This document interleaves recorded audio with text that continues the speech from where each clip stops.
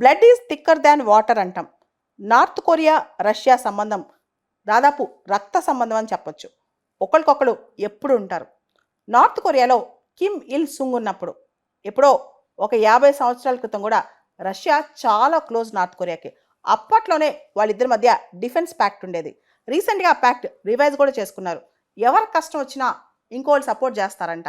అయితే Russia Ukraine వార్లో రష్యాకి సపోర్ట్గా ఉక్రెయిన్కి వ్యతిరేకంగా నార్త్ కొరియా చాలామంది సోల్జర్స్ని పంపించిందని వెస్ట్రన్ మీడియా, వెస్ట్రన్ ఇంటెలిజెన్స్ చెప్తూనే ఉంది.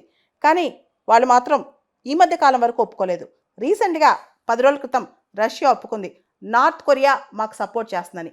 ఈరోజు నార్త్ కొరియా చెప్పింది రష్యా బార్డర్ దగ్గర ఉక్రెయిన్ యొక్క కుర్స్క్ రీజియన్లో మా ట్రూప్స్ ఉన్నారు, దాదాపు 10,000 మంది ట్రూప్స్ ఉన్నారు అని చెప్పి ఈరోజు నార్త్ కొరియా ఒప్పుకుందనమాట. ఒప్పుకోవడమే కాదు, రీసెంట్గా రష్యా ఒక క్లెయిమ్ కూడా చేసింది, మేము కుర్స్క్ రీజియన్ కంప్లీట్గా ఆక్యుపై చేసేసాము, అది మా చేతిలోకి వచ్చిందని.